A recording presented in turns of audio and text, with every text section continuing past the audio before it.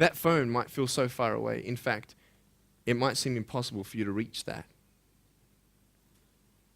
Let's say that phone was all the way at the back of the room. How am I going to get off this table? I can't.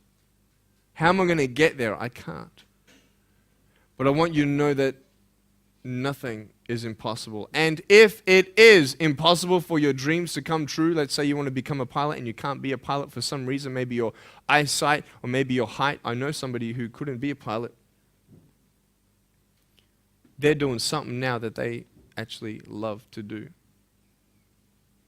See, all things come together for the good.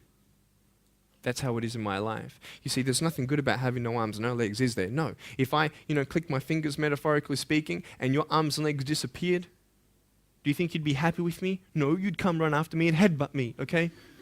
Because there's nothing good about having no limbs. But I love my life. Do you want to know why? Because I've seen the purpose. Because I have no arms, no legs, you're all listening to what I have to say.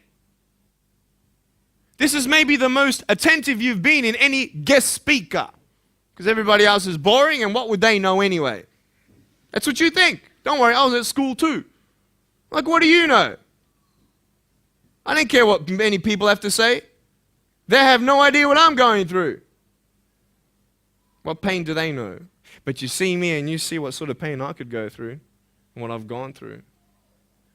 And all of a sudden now, I'm seeing all of you, and maybe for the first time, you're believing these words out of my mouth saying, I love you. And you don't even know me, but you actually believe that I do love you. You see, it's an unconditional love. You don't have to do anything for me to love you. I just love you. Why? I don't know, because I just love you. Why? It's love. It's unconditional love. Not only is it about you and your life, but what about the people around you? If you think that you have no purpose, Nick, I don't know what I want to do. I wish I could do this, but I don't think this is going to happen in my life. Let me tell you this. So many people came up to me and said, Nick, I don't have a purpose. I don't know what to do in my life. Let me ask you one thing. If you went through your life full of pain, full of tears, and at the end of your life, you actually saved somebody's life, is your life worth living? Is the pain worth someone's life if you could actually save somebody? Can you imagine? If you actually saw somebody nearly get run over a car, you dive and get them out of the way of the car, for instance, an example, would that be worth living? You save somebody's life. I don't know. What about this? Let's say that you have a problem in your life and you want to give up now. Imagine if someone 10 years older who's gone through the exact same thing that you have actually got through it and came to you and said, you know what? I know how it feels. I've been there. I've been going through what you're going through now, but I'm still here.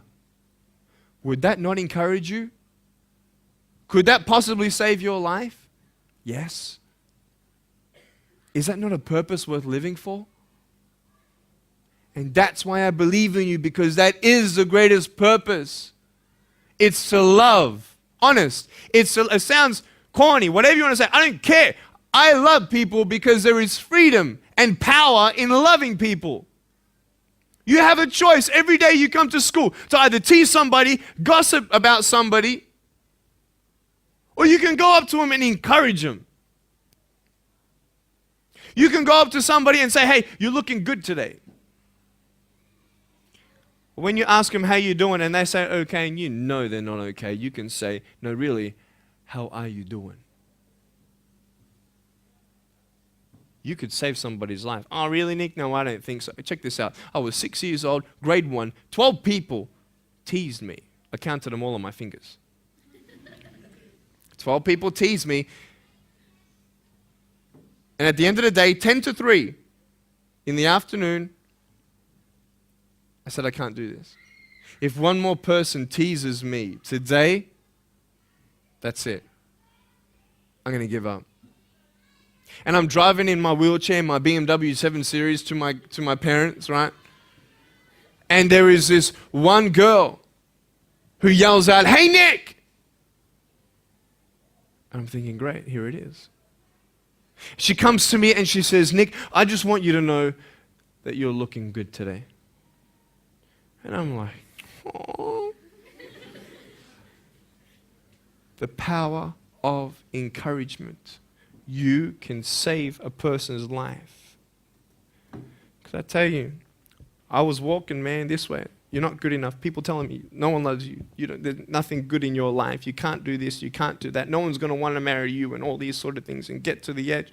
And all I needed was that one more person to tell me that I wasn't good enough. And I'll be down there. Do you know that you could be that one person for somebody else to push them over? You don't know how many people have eating disorders in this school. You don't know how many people want to hurt themselves in this school. They hide it. You don't know how many people hate their life. And you're one of the reasons why. Can you imagine that? Serious. Why? Just because you want to have fun. Grow up. Grow up. I dare this school not to tease another person for the rest of the day. I dare you. I dare you. Do you think that's possible? People will say, well, I won't do it, but everybody else will. Be the change you want to see. And you be that person and turn them around. This school should have every person having a friend. You see somebody having no friends, why don't you go up to that person and be their friend? Because you're scared of what people think of you. Let's do it. Let's wake up. Embrace it, man. Let's live. I love my life. Nothing stopped me. Am I happy all the time? No, I'm not happy all the time. I'm not happy. I cry sometimes. Not because of no arms, no legs. This is easy. I'm talking about the things in life that other things, man, I'm like stressed about and anxious about it. The person that I love, they're hurting and I can't do anything about that. That's what kills me. We're all going through something. We're all trying to find that something, that happiness. You can find it. Because I found it. Check this out. You need to learn something. Do you know for you to learn something, it was actually learnt by somebody else? And anything that anybody else learns, you can actually learn. Makes sense, right? How do you know this is black? Because someone taught you it was black. Why? Because someone learned that this was black. And you were able to learn that this was black by someone teaching you. Nothing's really beyond your reach. You understand what I'm saying? But we're not all good at maths. We're not all good at athletics. We're not all good at, maybe telling colors. Big deal. Find what you love to do. I love loving people, man. I love encouraging people. That's the greatest thing. The greatest business in the world, saving people's lives. Love it. But we're not all going to be speakers. We're not all going to be doing something. That'd be crazy.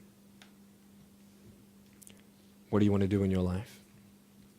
Is there something more to your life? Because I found something more to my life, and I believe it's God, and you're on your own journey. It's fine. I love you guys so much. I love you very much.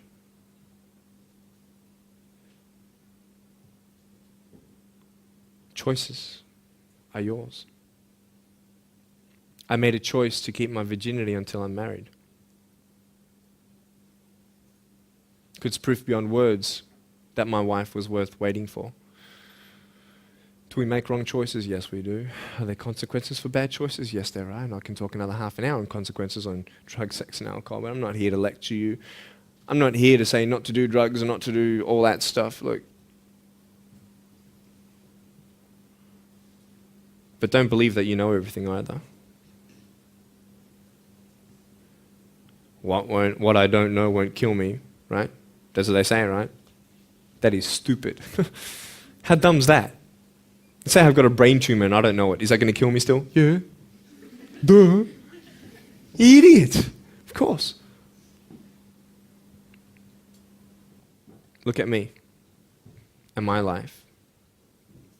I've made choices and this is how I am. This is where I am. And I love it. You know what's cool? Sorry. Just Getting a seat organized. That's better. Put my feet up, you know.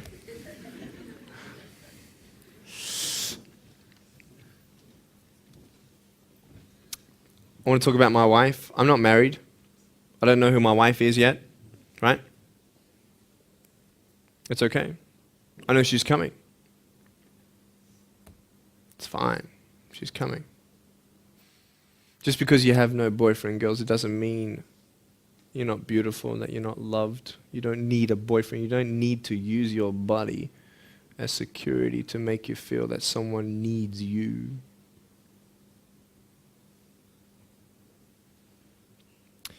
My wife is coming. And I may not have hands to hold my wife's hand, but I don't need hands to hold her heart.